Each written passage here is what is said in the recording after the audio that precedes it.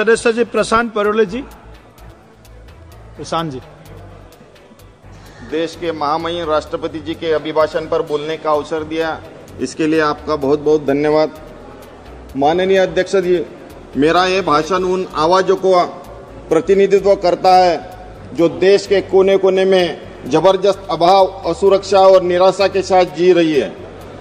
आज का यह सेशन हमारे देशवासियों की बढ़ती पीड़ा और संघर्ष की कहानी कहता है, जिसे हम छुपा भी नहीं सकते और नहीं हम उसको दबा सकते हैं। सबका साथ सबका विकास, यह नारा जो एक समय देश के उम्मीदों का प्रतीक था, अब विफलता की कहानी कहता है। हकीकत में यह नारा सबका साथ और सिर्फ अपनों का विकास बनकर रह गया है। जिन राज्यों में एनडीए की सरकार नहीं है, उनके साथ भी भेदभाव किया जाता है। सरकार कह रही है कि भारत जल्दी दुनिया की तीसरी सबसे बड़ी अर्थव्यवस्था बनने जा रही है, लेकिन बेरोजगारी के दर अपने उच्चतम स्तर पर पहुंच गए हैं। महंगाई ने आम नागरिकों की जेब खाली कर दी है। रुपए की गिरावट और एमएसएमई सेक्टर की बदहाली किस ओर इशारा कर रही है। अगर विकास सिर्फ जीडीपी तक सीमित रह गया है और जनता की परचेसिंग पावर लगातार गिरती है, तो ऐसा विकास किसके लिए हो रहा है? सरकार उज्ज्वला योजना, प्रधानमंत्री आवास योजना, आयुष्मान भारत जैसी योजना का बखान करती है, लेकिन इसका जमीनी सच क्या है? प्रधानमंत्री आवास योजना के तहत घरों का वादा किया, लेकिन बिना जनगणना के किस आधार से ये लाभार्थी चुने गए हैं? ग्रामीण क्षेत्र में 1.5 लाख और शहर में 2.5 लाख पर्याप्त है क्या?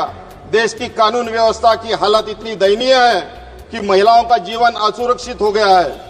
सरकारी अस्पतालों में मुफ्त इलाज की बात, लेकिन अस्पताल में डॉक्टर और दवाई नहीं है, तो मरीज इलाज कहां करवाएगा? चुनाव को आगे देखकर आप ताबड़तोड़ फैसले लेते हैं। चुनाव बीतते ही उन सभी को टाल दिया जाता है। जिस दिन वोटिंग होता है, आप वोटरों को लुभाने और उनकी छवि चमकाने के लिए देवदर्शन के लिए निकल जाते हैं। अब दिल्ली चुनाव में 500 रुपए सिलेंडर का वादा कर रहे हैं। मोदी सरकार अगर इतनी संवेदनशील है, तो क्या आप पूरे देश में ये लागू किया? मेरा आह्वान है कि आज आप ये घोषणा कर दीजिए और 500 रुपए में सिलेंडर आम जनता के लिए मुहैया कराइए। एक और अत्यंत चिंताजनक मुद्दा है कुंभ महोत्सव। हमारे पूर्वजों ने इस पावन पर्व का आयोजन भक्ति, श्रद्धा और सांस्कृतिक समरसता के लिए किया था, परंतु आपने इसे एक इवेंट बना दिया है, पर्यटन को जोड़कर व्यवसायिक लाभ का साधन बना दिया है।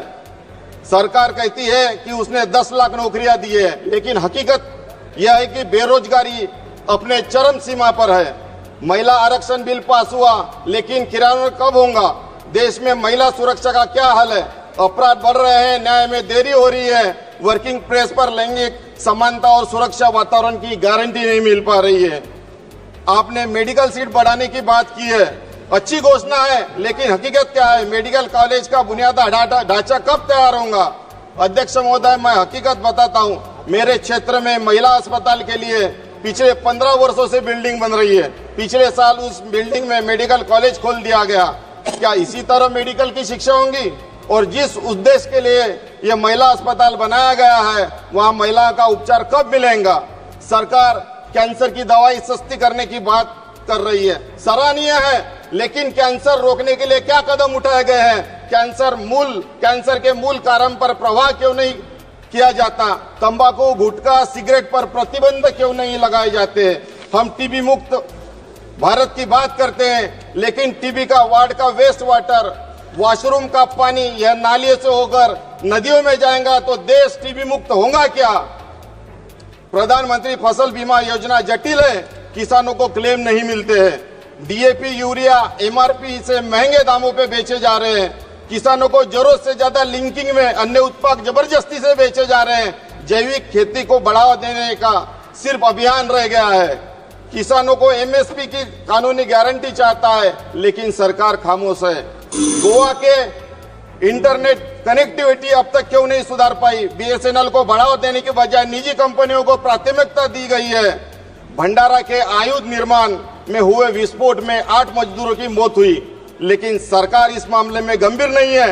आयुध निर्माण में अप्रेंटिस और टेन्योर बेसिस कर्मचारियों को खतरनाक पुरानी मशीनों पर काम क्यों कराया जाता है?